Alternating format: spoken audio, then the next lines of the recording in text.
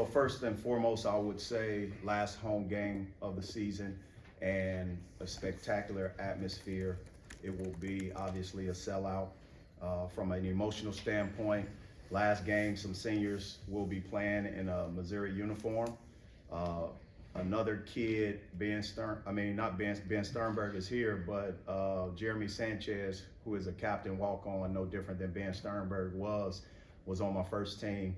That's going to be an emotional game. Obviously, for me, when I look at a person that gave what they gave to me as a head coach, you know, Sanchez have been there since day one, and I appreciate him, his family, and obviously what he's been able to provide from a leadership standpoint, and I celebrate him. Now, add to that our other seniors, a remarkable group of young men that has done nothing but reach the expectations that I've set out for them to reach, and more left on the table. Obviously, as we move into, you know, you got SECs after that, you got postseason after that. So for me, you know, we got a special group here, a special group that has put their arms around everything that I've asked them to do, from the standpoint of leading, pouring into the program, and obviously, you know, giving their very best to this community. You know, top 20 ranked teams going out, two top offensive teams. You know, it's going to be a game where both teams will have to get stops in order to get the outcome that they want. When you look at the SEC as a whole, I'm proud of what we've been doing. We left things on the table, no doubt, but to be able to play potentially for an 11th win, that means a lot. You know, it means a lot. It means a lot to me to be able to take care of home court how we have with the number of games, home wins that we've been able to provide. From the standpoint, I think we're at 18, possibly 19. Kentucky's a good team. Mark Pope is a great coach. We've had battles when I was at Cleveland State. He was at BYU. I was fortunate enough to win a time where coaches didn't want to give me an opportunity or my team an opportunity to play. I guess we were too good at the time. Mark Pope did. And, you know, we flew out to Utah, and it was a great atmosphere and a great game, without a doubt. And, you know, what he's done now is nothing short of what I've expected. They've been battled with some injuries. They're not 100%, but those guys are still playing, man. They are a good team. One of few teams to beat Duke this season. And obviously their record is not an indicator of how good they are. I truly believe they're top 3 seed in the NCAA tournament, no doubt about it. And it's going to be a tough task, but we got to do our job and take care of home court. Questions? Coach, you talked about the importance of which team can get stops in this game. Is there something that you want to change or just increase defensively this time of year, or are you kind of content to let the system just stop fouling? Stop fouling. You don't give yourselves a chance to defend if you just allowing free throws. So we got to be able to not foul in certain situations, especially when it comes down to a high percentage shooting team. We just gave up too many. If you look at the common denominator, we gave up too many free throws, and that's part of points in the paint in my eyes, no different than 2-point field goals. And how do you coach that this time of year? Is that you got to adjust to the whistle. You got to adjust to the whistle at this time of the year. You still want guys to play hard. You still want them to play aggressive. You don't want to change too much, but you can't get caught with your hand in the cookie jar. You got to not reach in those last 5 to 10 seconds. You cannot get yourself in a bonus too early, and that takes away the aggression. We just got to do a better job on our side of not giving teams free throw shooting opportunities. What do you think the root cause of some of those fouls has been? Just at an individual level, at a team level, what do you think has been the problem on that front I think when you look at individuals, Ant Robinson is maturing in that area. You look at, you know, Caleb Grill, some fouls that he may have gotten, or even Tamar Bates and Josh Gray picked up early foul trouble. We got to be able to rotate early and not reach.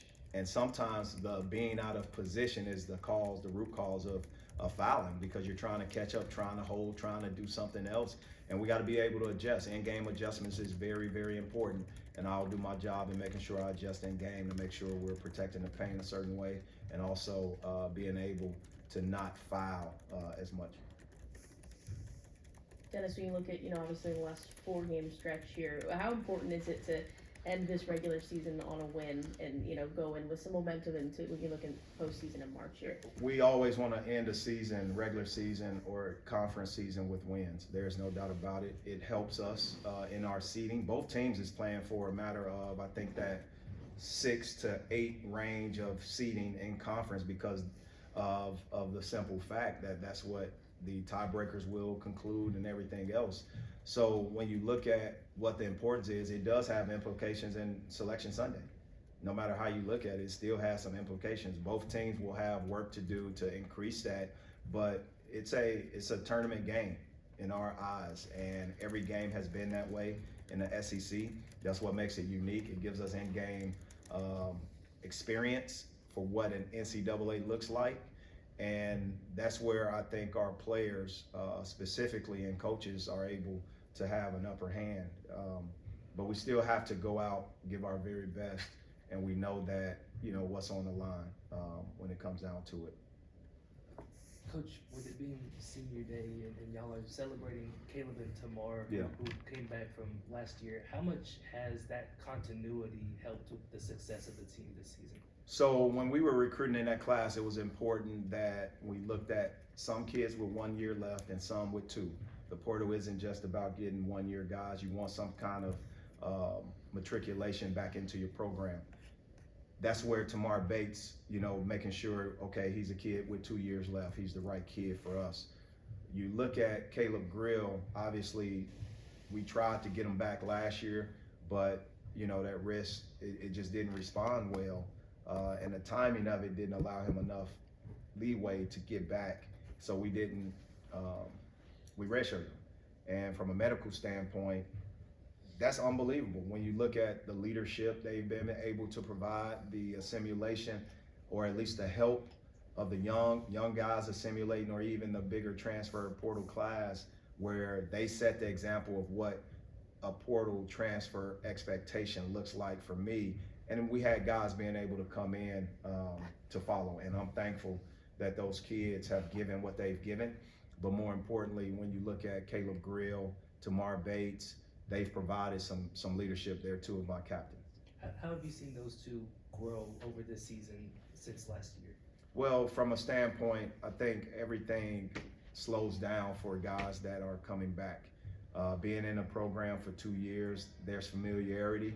Being in the same city, same home, the same friends, the same atmosphere, the same logo, it gives confidence and more security and guidance that they can lead, but also pull people with them.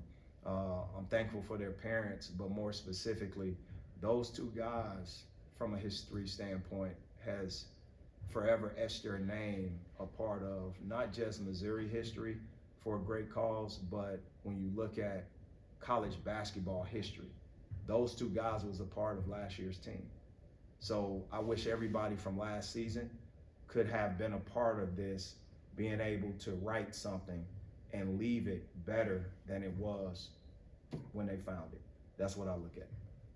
Dennis, obviously the intangibles of playing at home is the crowd, but obviously you guys have had so much success at home this season. What do you hope you can maybe build upon that this team brings in a home environment, maybe into March in a road setting as well, obviously? I think what's important in March is this: the SEC tournament is next, and then after that would be NCAA. What I hope this game does is allow our fans to want to pack up and go on the road with us. That's how important they are and has been to our season. Being able to have our fans here as a reminder of how special they are to building our program, it's all hands on deck. Nashville, I hope to have the same amount of fans, especially those that couldn't get into the building. Come on to Nashville. Let's have some fun together too. Let's create an environment. And fast forward, being able to now have a real senior day where your season's over in that third postseason.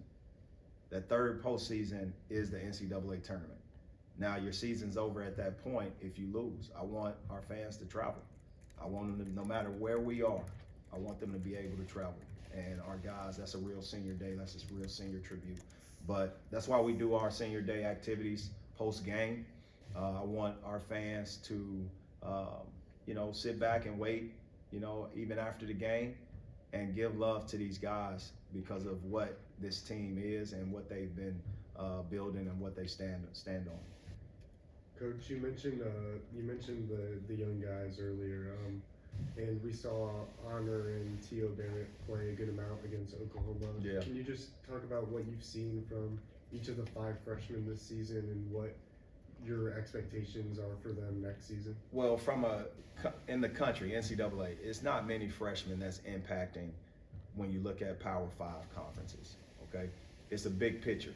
It's a big picture in their development. We never said those guys were one and done, but what I'm proud of is their steady development and growth. You've seen T.O. Barrett in spurts, especially at Florida. Think about what he was able to do on the road. That's a sign of a young point guard being able to now provide for his team. But leave no doubt about it, these opportunities, every opportunity adds up to what his sophomore year would look like. No different than every opportunity Ant Robinson and Trent Pierce was in. It built upon what they were able to do, and obviously what you see now. Honor Boateng is a good player, prized recruit. Now, at the end of the day, when you look at growth and development, it's not going to show up in stats first. It's going to show up in invisible ways, and what I'm proud of is both those guys were ready to play. They will have big roles for this institution, right? That's very important in the development. Marcus Allen has been probably the most consistent of all the freshmen, but you look at Peyton Marshall, you saw spurts, and then everyone's waiting to see Trent Burns. And ultimately, I'm thankful of the development and the growth of those young guys. But I want their sophomore years to look like first the summers that Ant Robinson and Trent Pierce had.